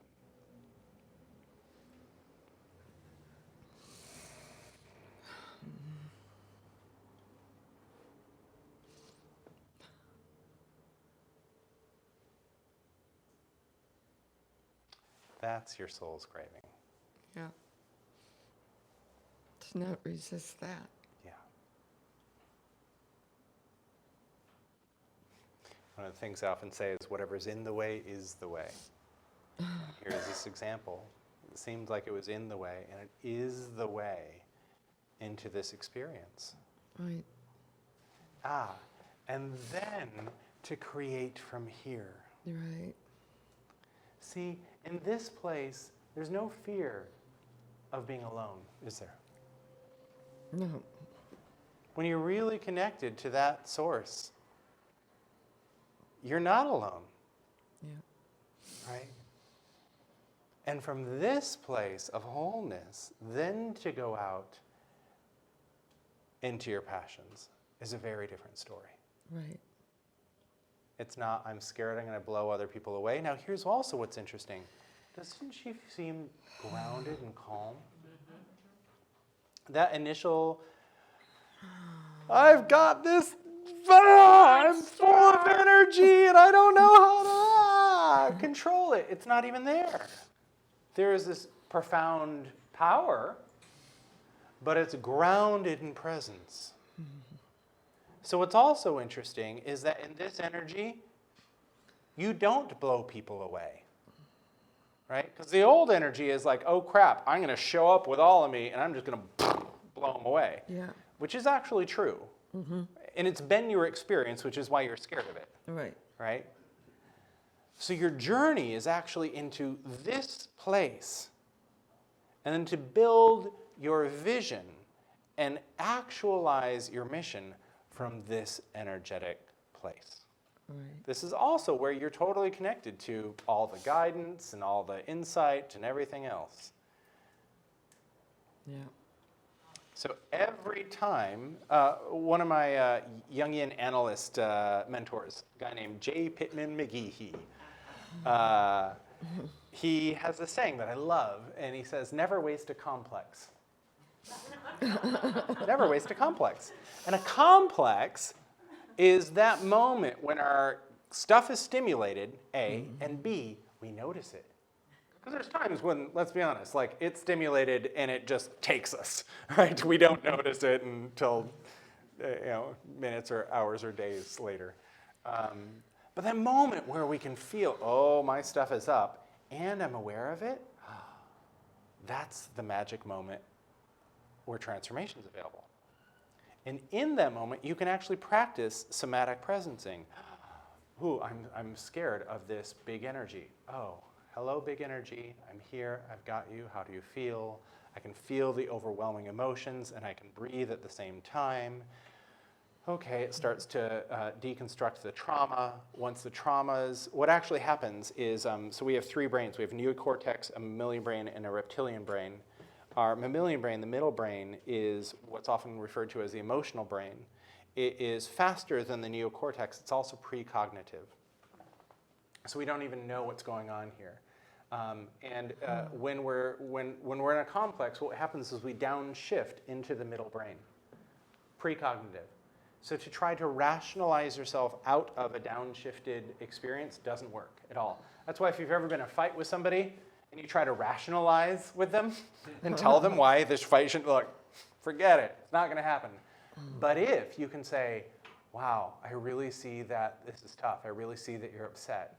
Yeah, I'm upset, blah, blah, blah. I really get it. Tell me more, right? If you can really be there, show up to that person, what actually happens neurologically is the upshift from the middle brain into the neocortex, where rational, cognitive thinking and changes can happen. So this is actually a process of doing the same for yourself. When you're in the complex, of actually showing up, I'm here, I've got you, breathing, acknowledging the feelings, not trying to change them, it actually upshifts into the neocortex where more of our resourcefulness is available, and then we can move forward from there. Right. So this is a tool I invite you to use. I also still invite you to go and find places for this free-flowing expression, Right. just to be like no boundaries. Maybe it's 5 rhythms or something. Have you ever done that stuff? No, but it's on my calendar. All right, well, there you go. Take it from your calendar to your Dance. feet and go dance. Yeah, I think that's a dance is great place. important. As you do the somatic presencing, what you'll notice is you get more and more grounded into this, I'm connected to source. When you're connected to source, then go back into the visioning about the next stage of your dream and your life and your passion, because that's the place you can do it from without fear. Okay. Good? Great. Yeah. Awesome. Thank you. Beautiful. You good? Good. Good. Let me just check our time here. All right, good. Questions on what you just did while we were doing this, or what we did up here? Yeah. I don't know why I just raised my hand, but I feel, really, I was like, what's going on here? Hi, I'm Greg. Thank you, Jeffrey. This is Yeah. wonderful. Awesome. I went through an experience where I saw a pattern that was repeating itself in the whole narrative of a family dynamic. Yeah. That the question is kind of in the realm of, I just see that pattern, how I see the world and how the structure of what I'm trying to look at in finance, Yeah.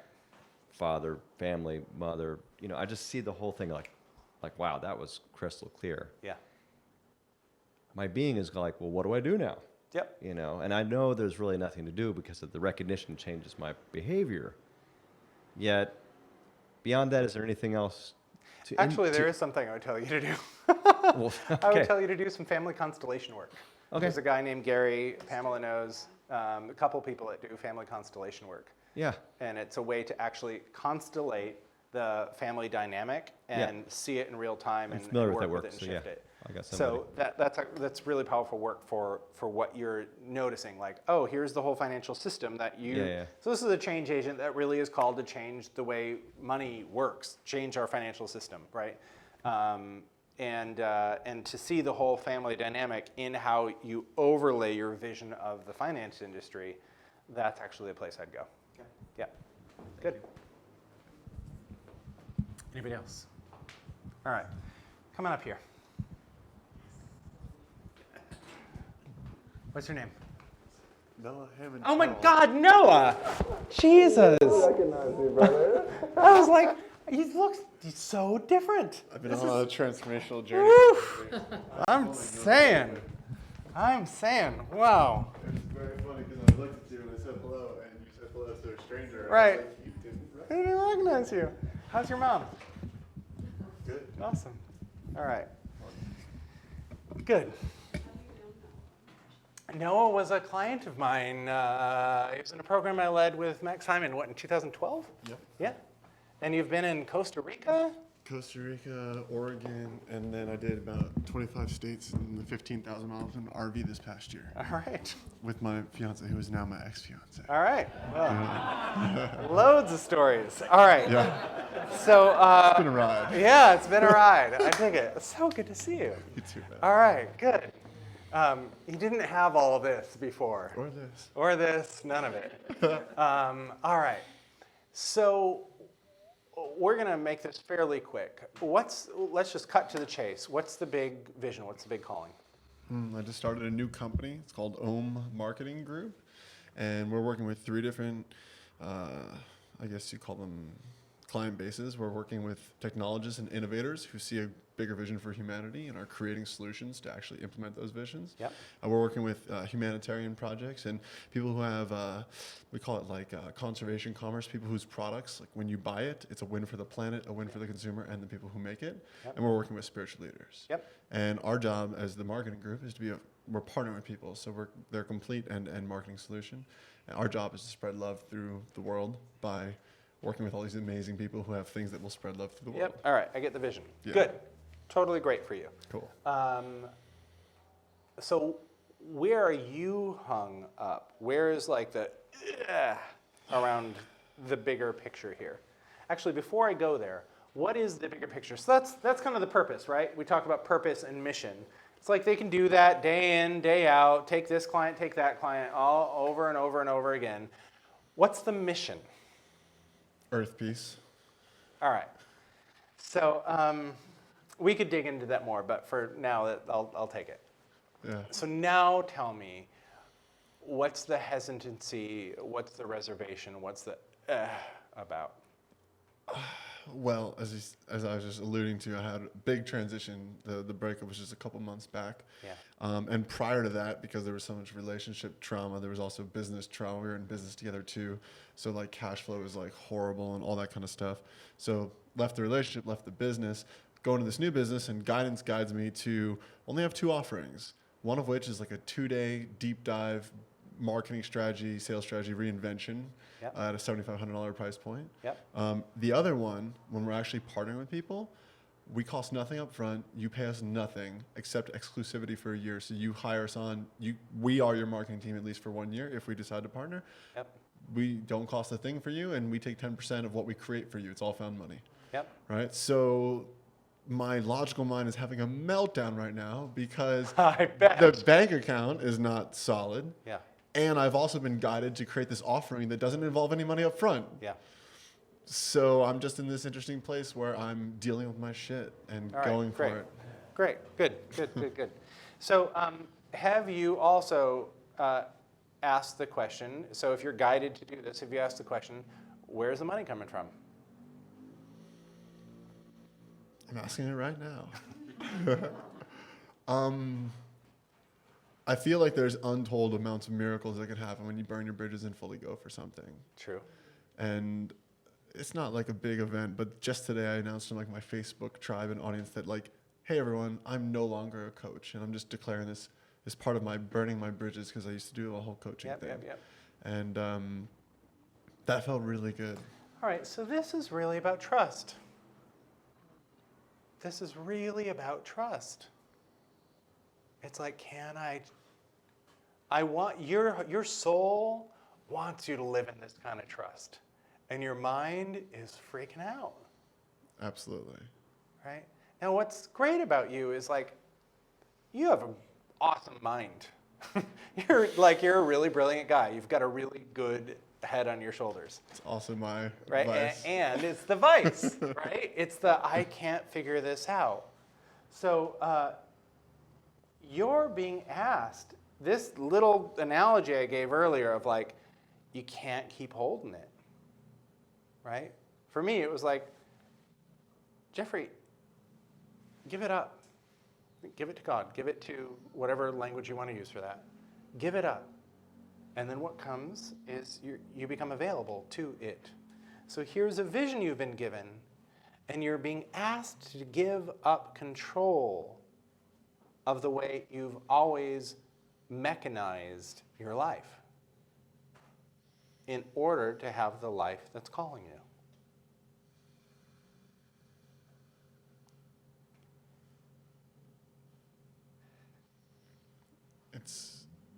It makes sense. I'm trying to let it permeate my being. I suppose I should stop trying and just let it. Yeah, just let it sit there. Just You don't have to letting work it for sit it. there. It just is what it is. So when I say this is about trust, what comes up for you? Let me say it more clearly. What part of you gets stimulated? There's a part of me that finds it beautiful. That has like a Yep, heart great. opening. There's a part of me that's replaying every failure of the All right, last good. 5 years. Good. So I promised you guys earlier that we'd look at a deflated and inflated part and find the integration point where they're actually after the same thing. Now this is where we're going to do it, and then we'll complete the evening here after this. So I want you to close your eyes for a minute. And first, I want you to connect to this part of you that says it's beautiful. There's this heart opening around it. You can just feel where this new level of trust is going to bring you. And just tell me, what does this part of you want for you? Ease. Uh-huh. And when you have ease, then what do you get? Impact. Uh-huh. And when you have ease and impact, then what happens? Mission success. Uh-huh. And when mission success happens, then how do you feel? Peaceful. Uh-huh. And when that sense of peacefulness washes over you, then how do you feel? Allowed to relax. Uh-huh. And when you're finally allowed to relax, then how do you feel? Like I've left my body. Yeah. And when it feels like you are so deeply allowed to relax that you've left your body, then how do you feel? One with all things. Uh-huh. And when you're one with all things, then how do you feel?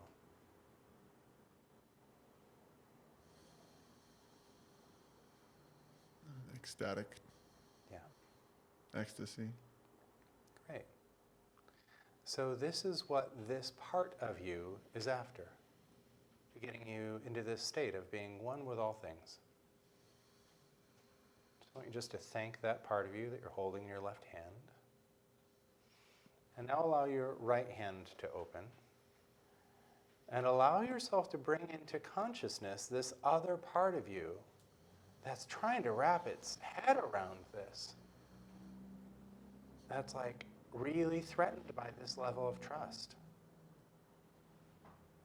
And what does that part say? Doesn't make sense. Uh-huh. And what does it want for you? What's it trying to get for you? Trying to figure it out. Good life. Uh-huh. And if you have a good life, then what do you get? Security. Uh-huh. And when you have security, what does that provide? Opportunity. Uh-huh. And when you have opportunity, then what do you get? Be of service to others. Uh-huh. And when you're really of service to others, then how do you feel? Good. Uh-huh. Useful.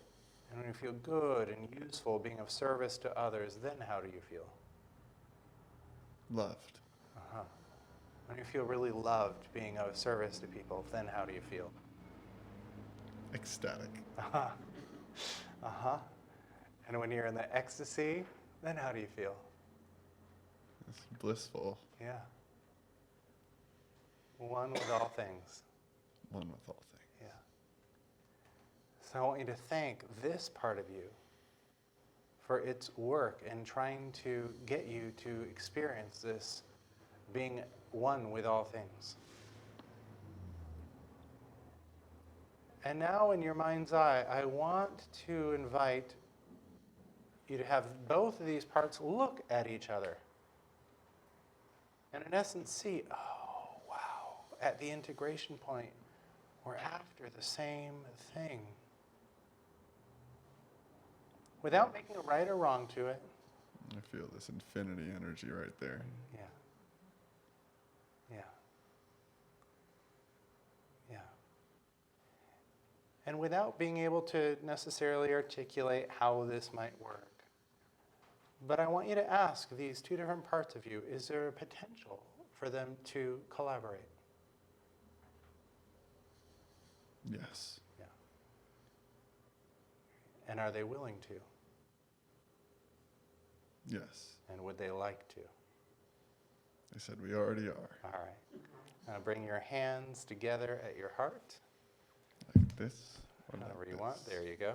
This feels better. And just breathe them in. And just feel these two parts of you coming together at this integration point.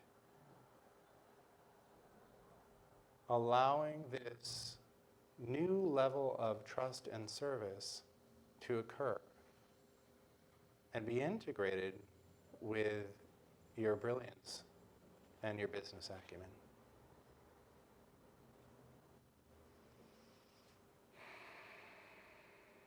And just breathe into that. And allow it to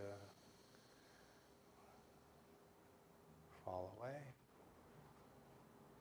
And gently open your eyes. Nice. Yeah. So, the two parts of you that are really at play around this next level are both after the same thing. Doesn't look like it, right? The wound actually sent them in other directions.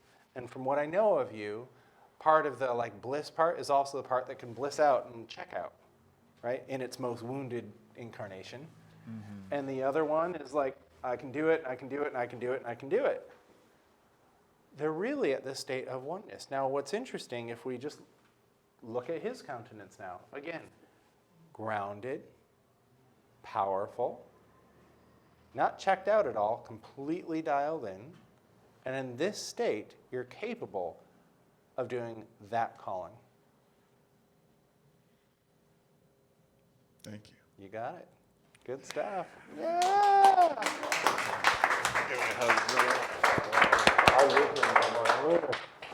Stick around. I'm a Topanga resident now. Yes. Yeah. Oh, good. Good, good, good.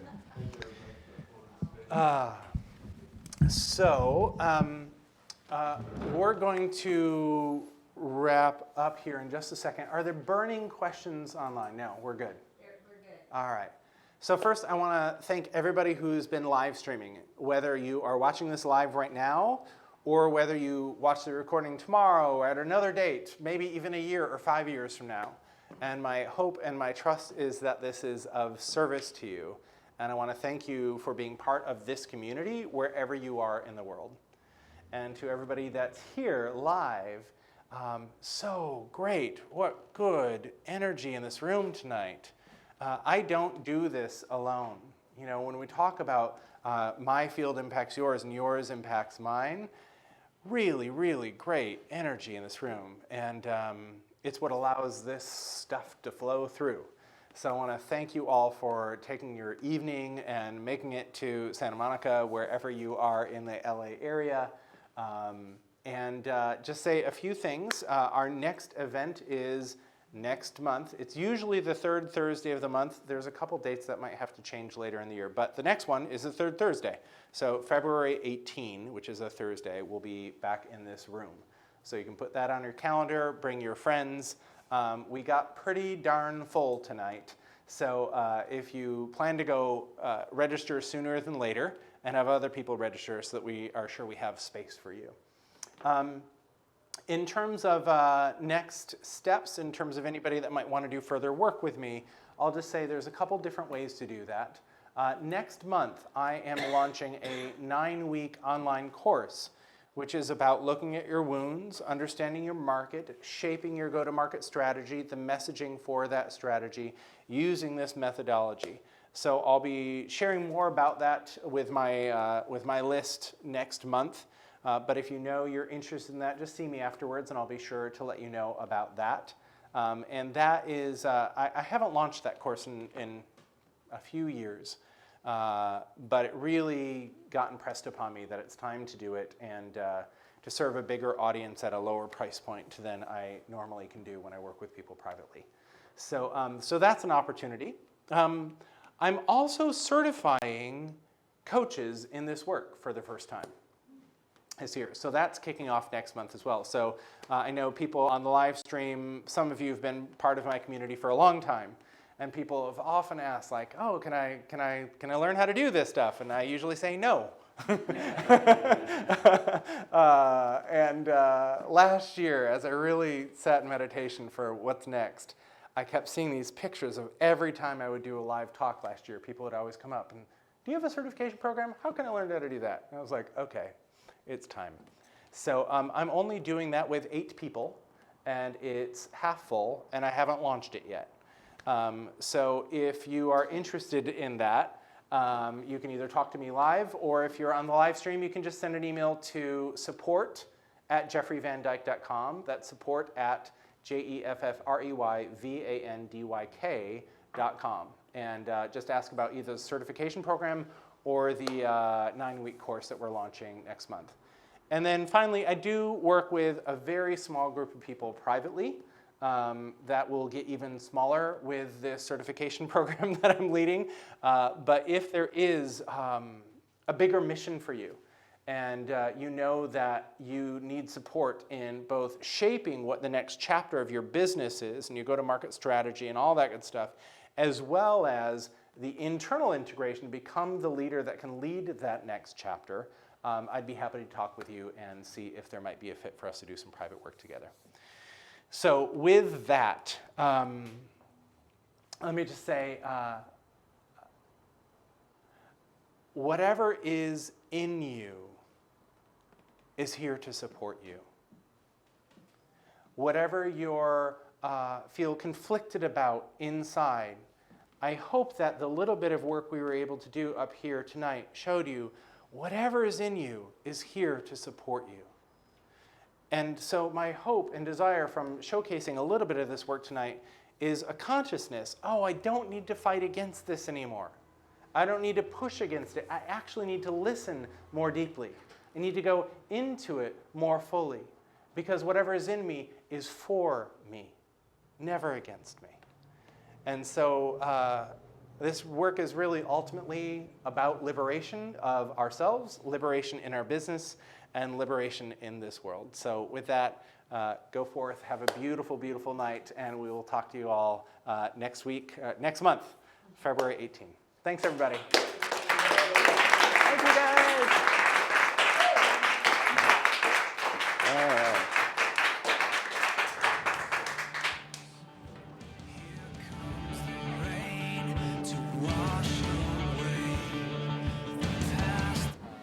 Shall we play a song? And I'll talk to you all next week, next month. There we go. Hi, sweetheart.